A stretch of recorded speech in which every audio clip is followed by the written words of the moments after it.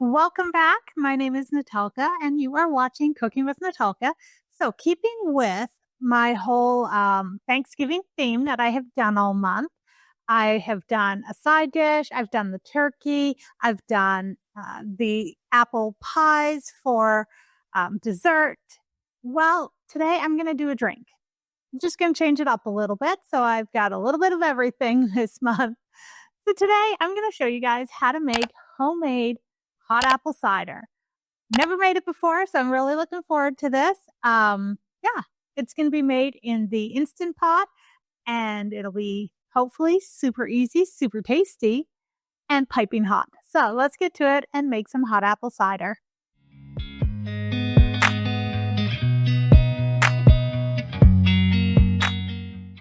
All right, so to get started, I have a mixture of different apples.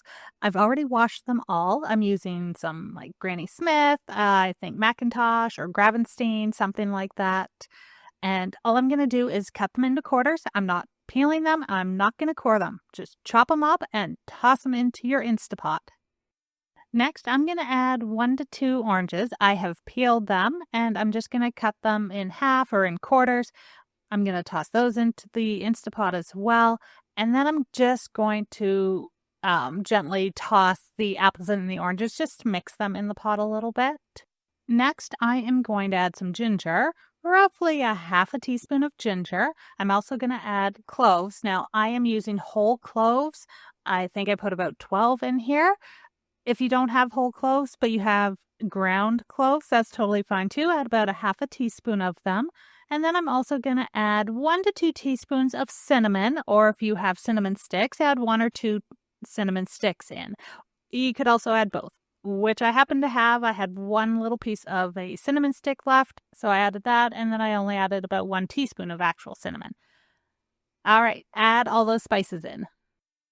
Next, you're going to fill your Instapot with water, and you want to put enough water in to completely cover the apples. Now, as I was adding the water, my apples started to float, so I just pushed them down to make sure I had enough water.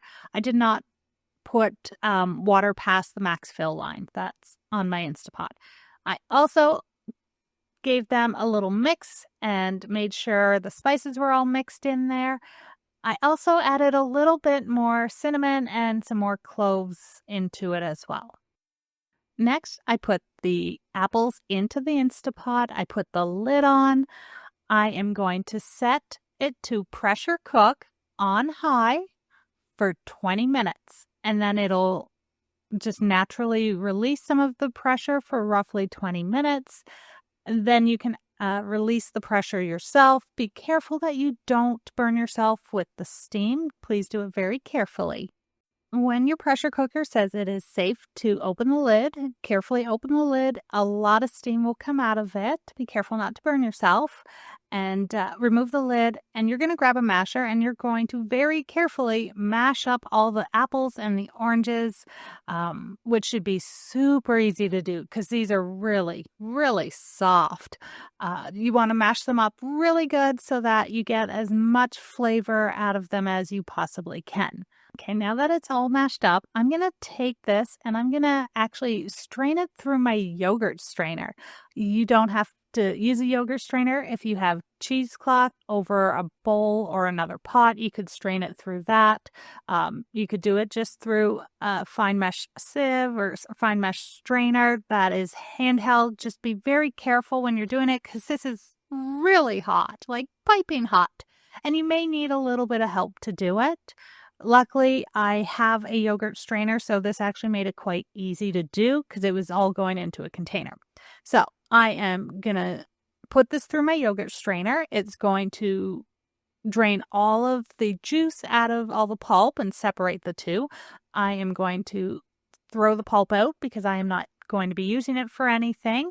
Rinse out my pot a little bit, and then I'm going to take all of the apple cider that I just made and strained and put it right back into the pot.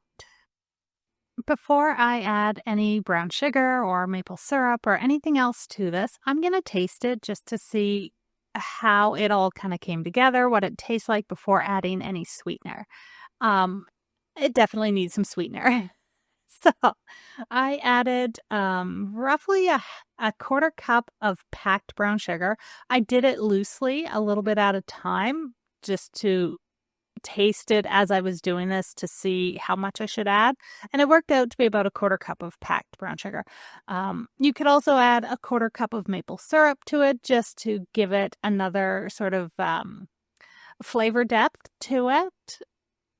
But I didn't in this one. I might add a little bit when I reheat it and drink it later, but you could do that as well. Then, just because I'm making this look pretty, I tossed in some cranberries and some orange slices that had little cloves in them.